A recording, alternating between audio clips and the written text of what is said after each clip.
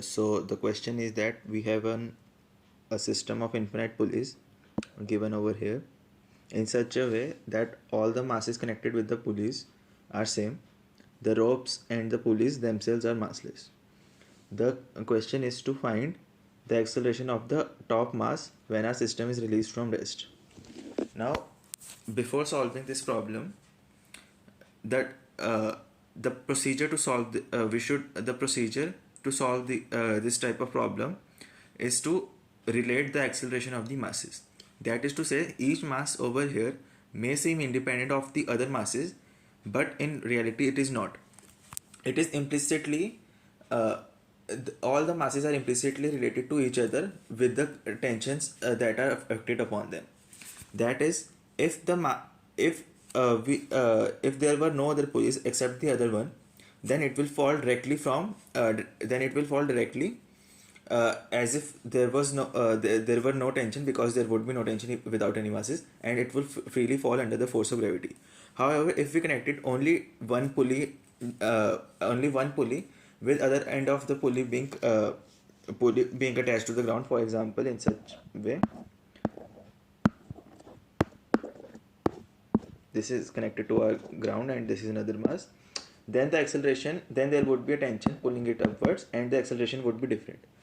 If our system was a bit more different, that is, if we had pulley, another pulley and another pulley, this time this attached with ground, not this one, then the acceleration of this mass would be again different. That is, tension though plays a role, but it is also important to realize that how the acceleration of the masses is connected with each other. So with that being said, we will not consider this problem as our from start. Instead of it, we will first we will solve another similar problem that it will help us create a base to understand what is going on with this problem. Consider a pulley with two masses attached, M1 and M2. Now we know the solution to this. This pulley is at rest, only the masses are connected, M2 and M1. We know that we will write T1 minus M1G is equal to M1A 1, and T minus M2G is equal to M2A2. And because our the length of the string is fixed, we realize that if M1 goes down by L1, that is M1 is just pushed slightly downwards, then M2 must be pushed slightly upwards with the same amount of acceleration, because the string length is conserved. That is to say, if this length is L1 and this length is L2, then total length, which is L, is equal to L1 plus L2 is constant. Thus, taking derivative of this, we get dl by dt is equal to dl1 plus dl2, dl1 plus L2 over dt. Since this is constant, this becomes 0. We get 0 is equal to dl1. What is dl1? dl1 is nothing but the velocity of the block. Thus v1 plus v2. Taking another derivative, we get a1 plus a2 is equal to 0, or a1 is equal to minus a2. That is, if one block goes down, the other must go upward with the same acceleration, since the string is conserved. Another way to think about is this, that if I have a block of mass m, then each point's acceleration must be same, since all the blocks are connected to each other. Similarly over here, since all the atoms of the length of the rope are connected with each other, the acceleration must be same. Though in general case there will be some stresses induced and some extensions would be produced, but we are not concerning ourselves with it. So now getting back to our equations, we will also add a1 is equal to minus a2. Now over here we have three unknowns, a1, a2, tension, and our acceleration. We have t1 first unknown, a1 second, and a2 our third unknown, and we also have three independent equations. Thus our equation can be solved. This was our simple the most basic pulley example. Now let's consider the same example, but this time we will add an acceleration to it. That is, our pulley is being accelerated with some acceleration a. Again, there are two masses m1, m2, and there is also force of gravity acting upon them. Over here our equations will again remain same. T minus m1g is equal to m1 a1 and T minus m2g is equal to m2 a2. However, our relation of a1 is equal to minus a2 will not hold over here. A very simple way to check this is that let's assume that m1 is greater than m2. That is to say that if our pulley wasn't accelerating, then m2 would fall and m1 would fall and m2 will rise. Thus, let us assume that that was the condition, and then we saw that let's say that in that situation when there was no acceleration a of the pulley, then the m1's acceleration would be a prime, let's say, and m2's acceleration would be minus a prime, that is equal and opposite acceleration. But since over here pulley is also accelerating, the mass gets the mass will also receive an extra acceleration.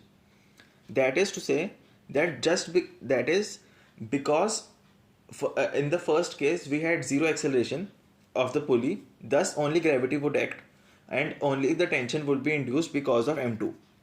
But now, because since the pulley is also accelerating, we will add an extra term. Because the pulley is accelerating, the m2 will receive an extra acceleration of a.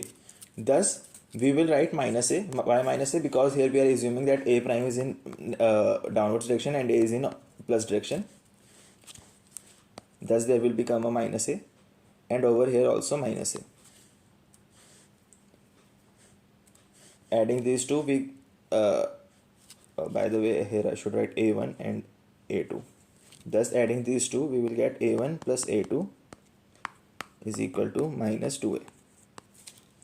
This minus sign is only coming because of my choice of direction. Your result could also be a2 with a being in positive direction. That is, you have chosen positive direction to be of plus.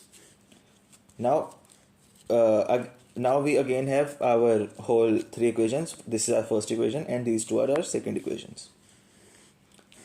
The point of adding a1 is equal to a prime minus a and a2 is equal to a prime plus a or minus a was again to confirm was just because in our case where a was 0, we knew that mass a would fall, m1 would fall with some acceleration a prime, but since because pulley is also accelerating with some acceleration a, we have to add its contribution to it.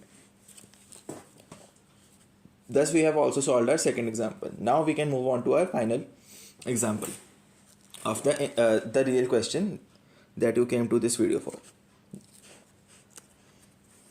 Over here we have infinite pulleys. So m1, now all the masses are same, m, and so on.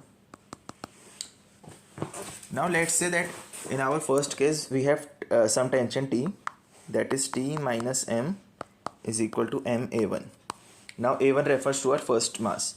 Similarly, a2 will refer to this mass and a3 will refer to third mass, m1g. Similarly, we will write, okay, now because these pulleys are different, that is the tension will also be different on these. Because the pulleys are massless, the tension over here, which is T prime, and tension over here is T. The tension must be in such a relation that T is equal to 2T prime. Otherwise, our pulley will accelerate and it will cause an infinite acceleration because our pulley is massless. So this is our constraint on the tensions. Thus, we can write T prime minus m2 mg is equal to m a2. And also that T is equal to 2T prime. Now over here we have four variables. We have a1, a2, T prime and T. But we only have three equations, thus we need one more equation to solve our system. Now, where does that equation come from? Well, again realize this. If I redraw the diagram, then we have m again and m and so on. Now, if we look at this system and total system, then if we consider this mass, then below this mass there are infinite pulleys, below this mass too there are infinite pulleys. Thus this system and this system are approximately same. The only difference between them is that for this system there is an external tension over here. However, for this system there is no external tension. That is, from the perspective of construction, from the perspective of materials that goes into building these systems are exactly the same, this one and our total system, this one. The only difference between them is acceleration. That is, for our system 2 there is an external acceleration applied, external tension applied, but for our system 1 there is no. Thus if I am writing this as m and so on, and if I am representing this thing with x or a sort of box, that is I am writing this as m x, then I can also write this equivalently as m another x, because the construction of our problem is same, both have infinite pulleys. The only difference is being tension, but that does not mean that we cannot write it as like this, because this is representing the configuration of our system. It does not depends upon the forces implied on the system, it only depends on configuration. Now what is the benefit of doing this? Well, the benefit is that if we simplify our system like this and write it as m and x, and let us assume that m had some acceleration a prime, that is let me write a1, this is first mass, thus a1. Let a1 have some acceleration a prime.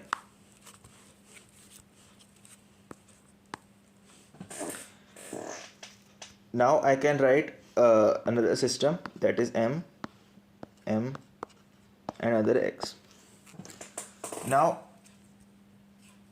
this what is causing this a prime for a1? Well, the tension is causing. Thus for a2, that is for this mass's acceleration, what will this mass's acceleration be caused by? It will caused by t prime, and we know that t prime is equal to half of t2 from our constraint equation, this one.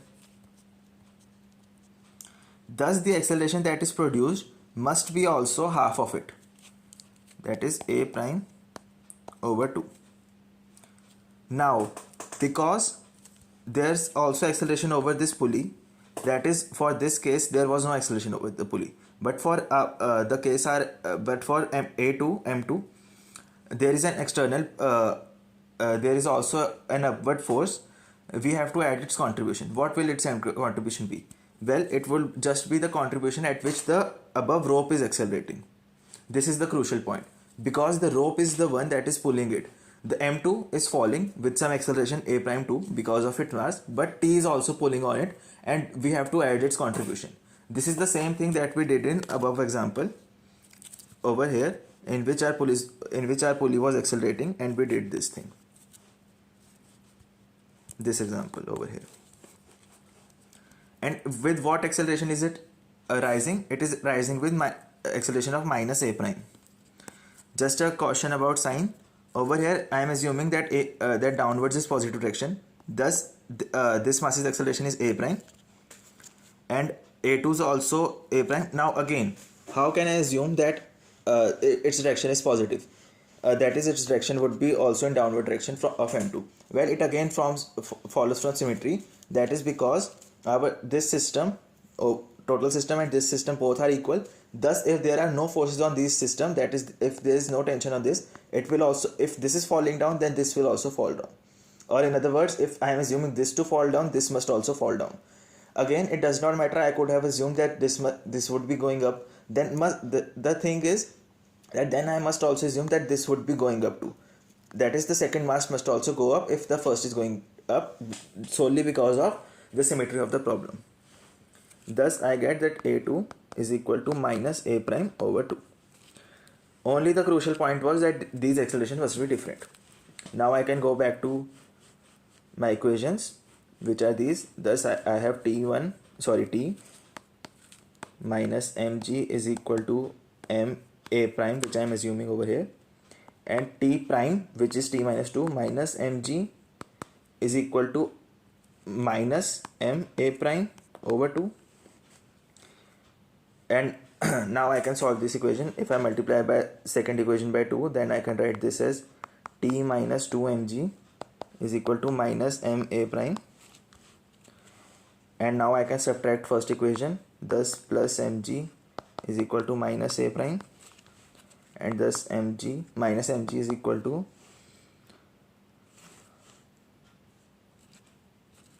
just a second,